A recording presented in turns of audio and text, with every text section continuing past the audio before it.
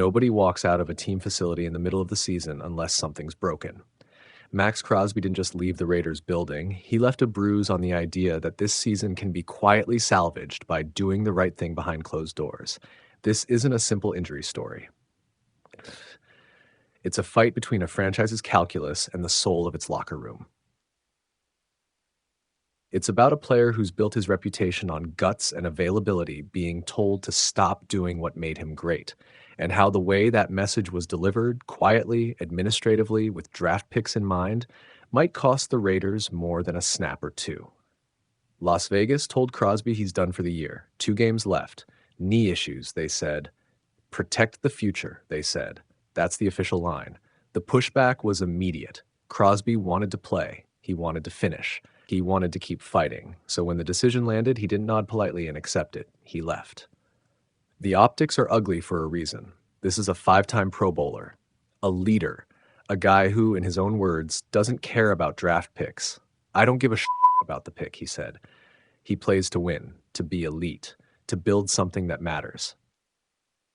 When the front office quietly flips the calendar to April and starts protecting assets, Crosby walks out not because he's stubborn, but because he sees a franchise choosing a future over its present in the bluntest possible way. Now, here's the part lots of people miss if they only skim the headlines. There's a bigger tension underneath. The Raiders are 2-13. The Giants are 2-13. A loss to New York helps Las Vegas improve their odds at the number 1 overall pick. Placing stars on IR, sitting veterans. That's what teams do when they pivot to draft positioning. It's practical. It's calculated. It's cold. But there's also a cost that doesn't show up in box scores. When you tell your best player, your emotional engine, to step aside and watch the team lose because it's for the greater good, you risk losing the very thing that makes players believe in the front office's plan. That's what Crosby walked out over. He didn't leave because he wants to risk his career. He left because he believes in competing now, not gambling on a future pick to fix systemic rot. And this wasn't a quiet, behind-the-scenes disagreement. It spilled into the open. Reporters from Fox and ESPN say Crosby vehemently disagreed and physically left the building after being told the season was over for him. Pete Carroll, who's been front and center in this mess, didn't paper it over with corporate platitudes. He confirmed the shutdown and then, in a line that cuts deeper than any press release, said he understood Crosby's reaction 1,000%. Think about that.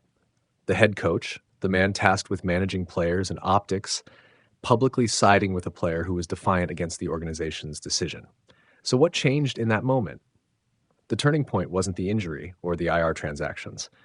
It was the decision itself, to prioritize draft capital over a player's will to compete, and the way it was executed. That's the fight. The ledger isn't just about player health. It's about message discipline, about who the franchise is becoming and whether that identity is compatible with the type of competitor Crosby is. There are layers here that matter. First, injury management. Crosby has battled a knee all season. He missed practices. Pain and wear are real. Teams protect their investments. Shutting him down could be the right medical call. But right depends on transparency. If the medical staff, the player, and the public are all aligned, fine. This situation stank because the public narrative looked like a strategic benching in service of a draft position, not purely a medical precaution. Second, team culture. Maxx Crosby is the heartbeat of the Raiders defense. Since 2019, he's been the guy coaches can lean on. He's also one of the few players with a real stake in the franchise's identity. When that heartbeat walks out, even temporarily, it raises alarms about whether players trust the organization's direction. You don't rebuild a franchise purely on draft capital. You rebuild it around leaders who will buy in. Crosby walking out is a visible sign those bonds are fraying. Third, optics and roster moves. The Raiders placed Brock Bowers and Jeremy Chin on IR the same week. Suddenly, it looks like a coordinated pivot. If players are being systematically shut down to protect draft positioning, that's a strategic choice, not a medical emergency. And fans see that. Players see that. Future free agents and trade partners see that. There's one more subtle yet crucial angle that doesn't get enough airtime. What this does to Crosby's future and the Raiders' timeline. Crosby is 27. He's in the prime of his career. He's also one of the few genuinely elite homegrown defensive talents the Raiders have had in years. If this situation festers, if Crosby feels the front office prioritizes draft picks over his competitive drive, he becomes a flight risk. Trade talk starts, free agency speculation bubbles, and the Raiders, who might be chasing a generational prospect in April, could lose the very player who might anchor their defense for a decade, all for a swing at a draft pick that's never guaranteed. That's the real gamble here. Are you willing to trade a known elite for a hopeful unknown? Looking ahead, the dominoes aren't hard to predict. The team will run its medical and PR playbooks, reassure fans Crosby's health is paramount, stress long-term planning, and frame these moves as prudent. Crosby will likely be quiet publicly for a bit. Players rarely burn bridges outright. But the locker room has eyes and ears.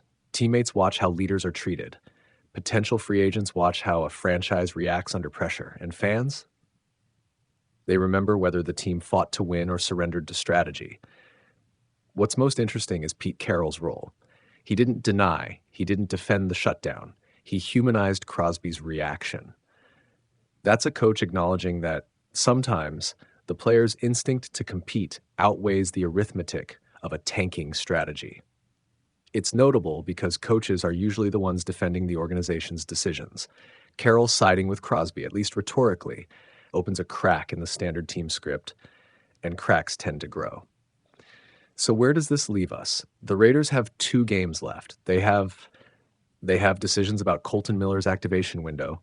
They have a prospect-laden draft on the horizon. They have an emotional core player who just made it public. He's at odds with the team's approach.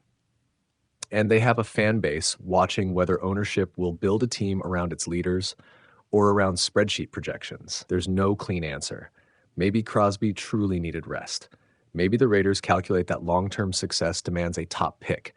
Maybe both are true. But the way this was handled, a shutdown leading to a player exiting the building, means this will be a reference point for how the franchise treats its stars for years. The season ends soon. The draft looms. The question that hangs over every front office meeting and every coffee shop conversation in Las Vegas is simple and consequential. Can a franchise that's willing to bench its heart for a possible future star keep that heart when the time comes to actually win? Or will protecting tomorrow's pick cost you the player who could make that pick irrelevant? Maxx Crosby walked out of the Raiders facility. What comes next will tell us whether the Raiders are a team that builds a future or a culture that loses the men who built it.